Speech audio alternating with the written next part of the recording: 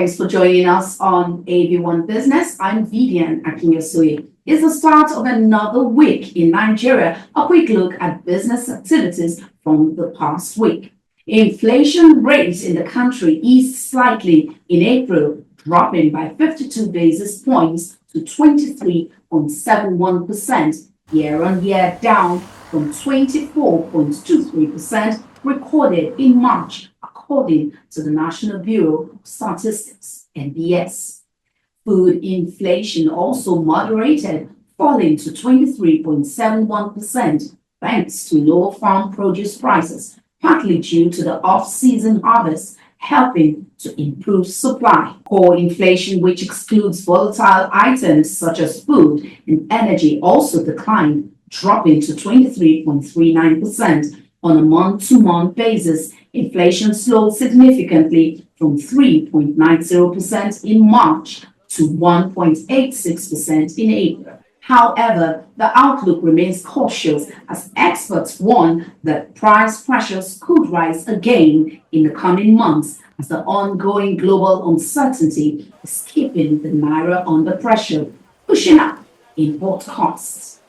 Meanwhile, Nigeria's crude oil production is showing signs of recovery. According to the Nigerian Upstream Petroleum Regulatory Commission, total output, including condensates, rose by 5% month-on-month in April, reaching 1.68 million barrels per day. That's up from 1.60 million barrels per day recorded in March, reversing 2 straight months of decline. The rebound is largely thanks to significant improvements at the Focados and Kwa Igbo terminals, which saw production jump up over 38% and 22% following fresh investments by Saplat Energy and Renaissance Africa Energy. And to finance, the Naira saw a modest rebound last week, appreciating by 0.5% to close at 1,603 Naira to the US dollar. The recovery was largely driven by improved market sentiment following a 90-day tariff reprieve from ongoing US-China trade negotiations. Also, the Central Bank of Nigeria provided a boost by injecting around $40 million into the market during the week. This steady growth in reserves, according to experts, continues to support the CBN's capacity to defend the Naira. However, despite easing global trade tensions, lingering global uncertainty is still weighing on investor confidence, potentially limiting foreign capital inflows in the near term. Analysts say Nigeria's relatively strong reserve position should help the CBN manage exchange rate volatility through continued interventions. To discuss the question on investor confidence and recent developments in the finance sector, I'm joined by Dr. Obinna Chima, editor at This Day News. Thanks for joining us, Obinna. Thank you, my sister. Now, we're looking at public sentiments towards the central bank. I'm talking about Nigerians now. Has that shifted? Okay, so thank you, Vivian. I think the best way to look at this question is have a proper understanding of what the Central Bank of Nigeria actually does, because there's this erroneous belief that the Central Bank of Nigeria is the only one that manages the entire economy, and that whatever the CBN does alone goes a long way to dictate the pace of the economy, but which is not true. The CBN has a mandate, just like other central banks across the world. The Central Bank of Nigeria has the mandate of monetary policy. It also regulates the banks and acts as an advisor, financial advisor to the federal government. It manages the country's reserves. Its major tools are interest rates adjustments and the other monetary policy tools, which is used to manage the economy. Like you are aware, we have MPC meeting that comes up once in 3 months, where they decide on interest rate adjustments. They look at what is happening to inflation and take certain decisions to be able to control the flow of currency, and also with the aim of supporting what they do at the fiscal side of the economy. Now to your question, what is the public sentiment like about this activities of the Central Bank of Nigeria? we must all agree that about 2 years ago, when we had the Naira redesign policy, the perception about the central bank was off because of the torture a lot of Nigerians went through because of that process. People went through harrowing experiences, and it wasn't good. So then the perception about the CBN was extremely low. And also in recent times, the commentary around the CBN when it comes to the issue of recent increase in ATM withdrawals for bank customers, where it was moved for, I think, about 100 naira for any withdrawal above 20,000 naira. We saw negative comments then from members of the public, which you asked about. The ordinary man on the street didn't actually like that policy, didn't go well with them. So the commentary then about the CBN was negative. But if you look at the flip side of perception about the CBN, we've seen also positive commentaries about the CBN since the issue of multiple exchange rates collapse. People have commended the Central Bank of Nigeria in that aspect. We've also seen transparency in terms of disclosure, where we saw the Central Bank of Nigeria disclosing its 2024 financial statements, and the bank was well commended for that. So what I think the Central Bank of Nigeria needs to do now is that there is need for increased engagement with members of the public so that they will have more idea of what the CBN does and what the CBN stands for, so that people will not have this erroneous belief that Central Bank of Nigeria want to address all the problems in the country. When you go out today, and if the roads are bad, if there's epileptic power supply, some will point to the Central Bank of Nigeria. So some of this perception needs to start changing. Let them know that the Central Bank of Nigeria has its core mandate of monetary policy.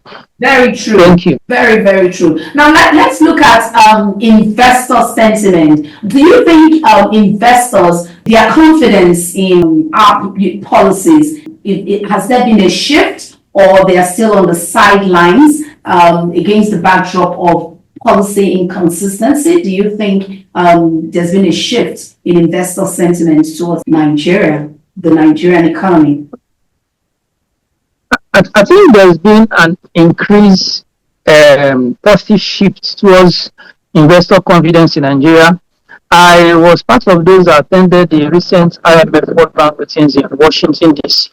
And there are much commendations for Nigeria's policymakers by the multilateral agencies, that is the World Bank and the IMF, in terms of what the government is doing to increase investor confidence.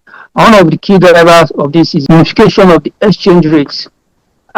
We've seen this the Naira trade within the band. Even though most people will wish to have the Naira dropped, appreciate to as low as 1,000 Naira. But one thing they commend the policymakers for is the fact that they can plan. If you wake up and you decide to buy FS today, you're able to get FS at the rates with which you get it, which you want to get it, not waking up to see that the Naira is trading at a different rate at a different market, and when you go to another market, you see a different rate, and that in the past created room for arbitrage. People were just buying from one market and going to the other market to sell. So we've also seen an increase in foreign portfolio investment in the country because of some of these policies the government has taken. And also, the central bank has reported an increase in remittance flow in the past 2 years. So all these are signals to the fact that there's been an increase in investor confidence in the country. Well, thank you very much for that response. How prepared do you think Nigeria banks are with regards to the 2026 recapitalization deadline? Do you see mergers? For this exercise, we have a deadline of March 2026, and we are like a year before that, about 10 months before that deadline. And as of March this year, 3 banks, Access Bank, Zenith, and Eco Bank, have indicated that they've met that deadline. And we've seen about 7 or 8 other banks. They've done the first phase of that. All of them submitted timetable of when they're going to meet this deadline to the Central Bank of Nigeria, and they are working towards it. So we have about 8 that have done the first phase of their capital raising, and some of them are preparing to commence the second phase of the capital raising before they go to the final phase, which I think will be in the first quarter of next year. So merger is a possibility. For now we've seen one. Providence Bank is going to merge with Unity Bank. It's in process.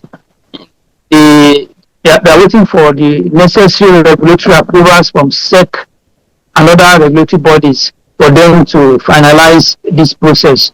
So I strongly believe that all the banks will meet the capitalization deadline.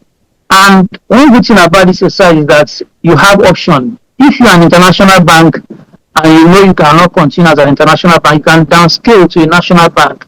If you are a national bank and you believe you cannot continue as a national bank, you can downscale your operation to a regional bank. So these are options these banks will weigh and then decide which one will be better for them to go for.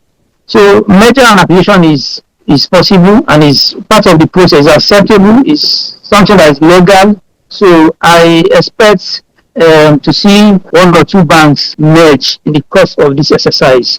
And talking about foreign interest, there's nothing wrong with foreign interest or foreign institutions coming to stake their funds or invest in any of the Nigerian banks. So there's nothing wrong with that. Thank you very much for something that. We look forward to having more of this and wishing you a wonderful day. Thank you.